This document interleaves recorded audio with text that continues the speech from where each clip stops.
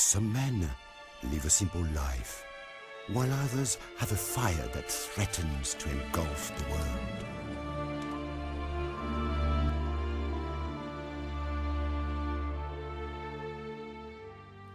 Bonjour, and welcome to another episode of Life as a Legere. This one, we're going through part 2 of our uniform discussion of the light infantry uniform. In this one, we're actually going to be putting all this on in a way how I feel it should be done. Now, this is my experience, this is my preference, and these are merely recommendations of how I put on this uniform, and yours might be different. Let's get started.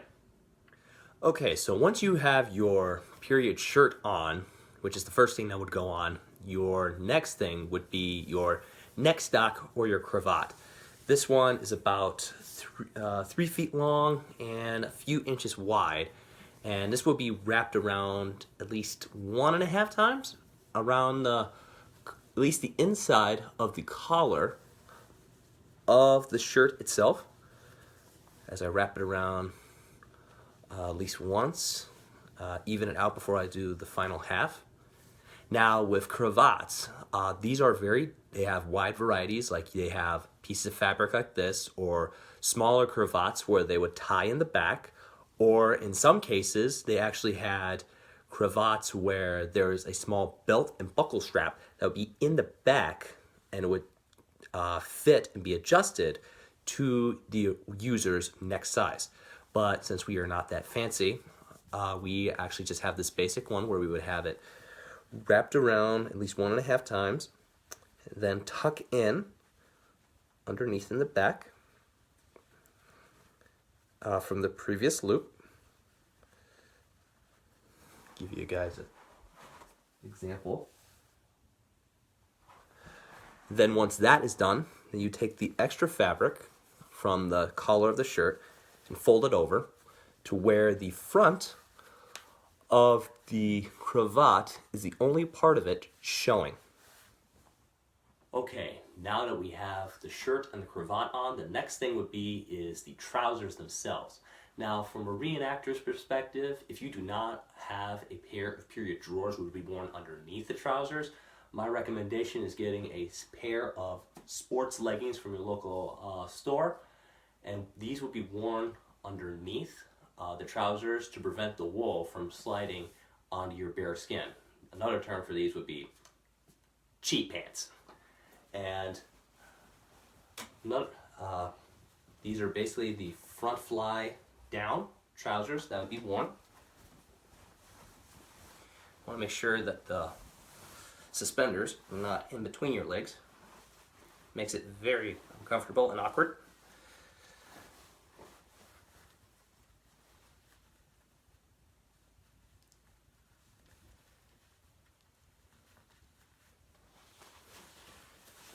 Make sure it's all secure.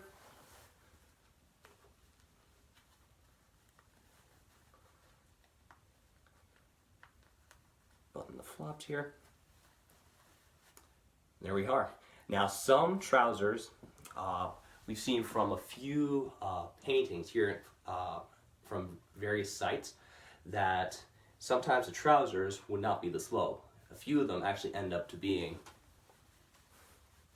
right about up to your rib cage is where you would normally want to have your trousers. But with how these were formed and fitted, this is the best we got. So now move on to the next part. So once you have your trousers on, the next thing you will want to put on is your footwear. And this would include your shoes, your gaiters, and your socks.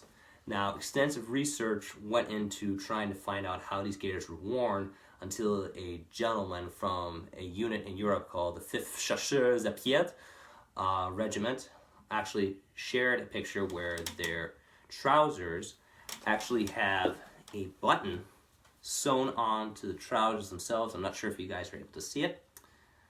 It's right there. And the gaiters, at least the top buttonhole, would be on either side, so where this would attach to the top. And that's how it prevented below the knee gaiters, at least for the light infantry, from preventing falling down. So before putting all this on, you want to put on your period socks. Now personally, even though I have a pair of socks on already, I normally wear 2 pairs of socks because there are no soles inside the shoes itself. It's just plain leather inside, and wearing at least 2 layers of socks gives me a little bit extra padding inside the shoe itself. So as soon as I get this figured out,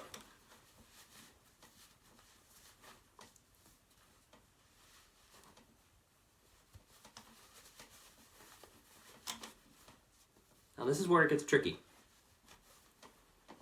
In order to get the form fitting of the leg for the gaiters and to make it easier for them to slide on, since these are slightly bigger, slightly form fitting to the user itself, we have to do a little bit of a few folding procedures here.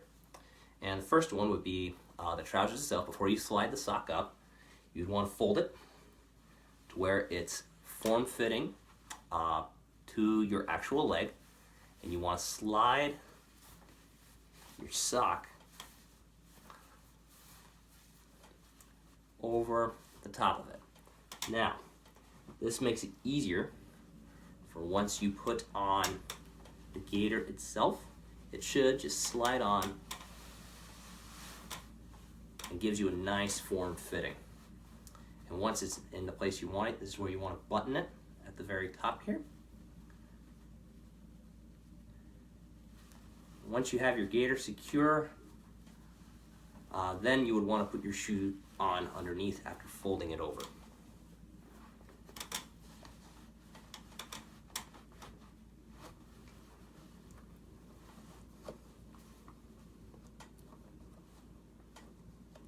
Now some shoes varied, like a lot of soldiers had shoes where they would be tied, or sometimes they had buckled shoes, which was very common right up until the end of the 18th century and still carried over into the 1810s. But people were starting to transition out of it and moving, at least for the common man, they were able to move over to just having tied shoes. And that's at least one gaiter.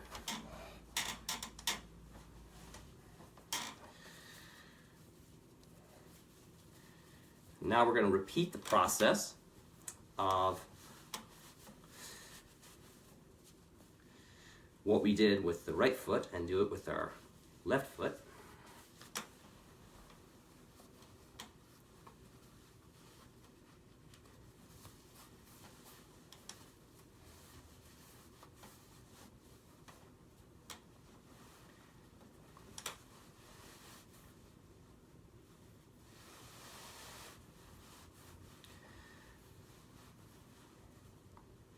Now with the gaiters as a whole, there was a wide variety of designs and sizes that they would use for the gaiters.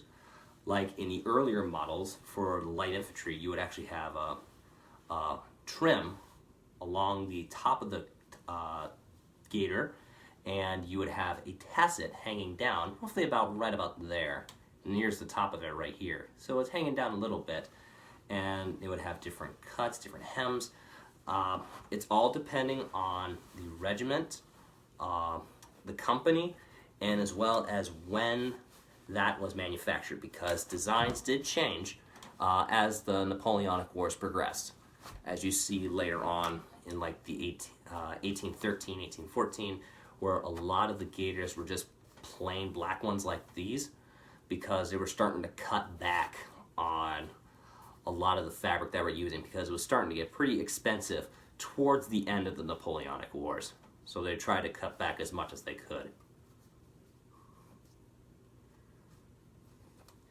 And another thing for the light infantry gaiters, most of the time the gaiters, or at least a good majority of the time, the gaiters were worn with below the knees, because since they were skirmishing a lot of times with the enemy, there was a lot of tension. If you bend your knee like so, there would be a lot of tension from the fabric, and this would cause a bit of pain, at least from my experience from over the knee gaiters.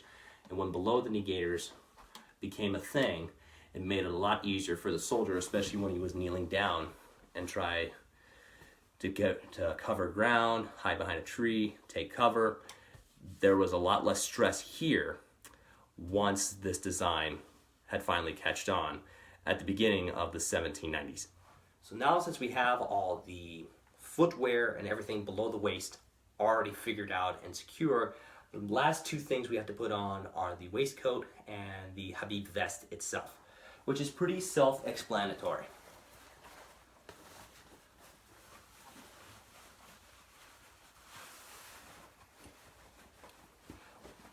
As we button this up, we will notice that thanks to the collar of the waistcoat, the only thing around our collar that will be exposed will be the black part of the cravat that was exposed when we put that on at the very beginning, and that's what we wanted at the end of all things.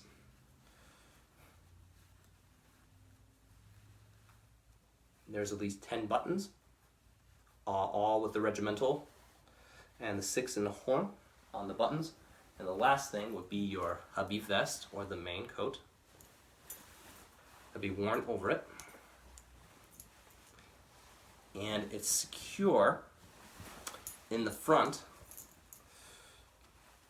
with the hooks and eyes at the front of the coat, and there are at least 4 of them.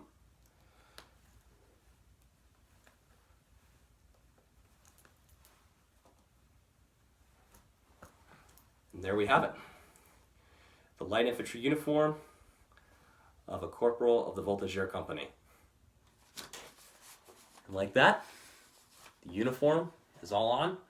Now, for some of the items we did not put on, like the gray coat, because it's not cold, it's actually pretty decent in here, and headgear, we didn't bother putting any of that on since we are inside.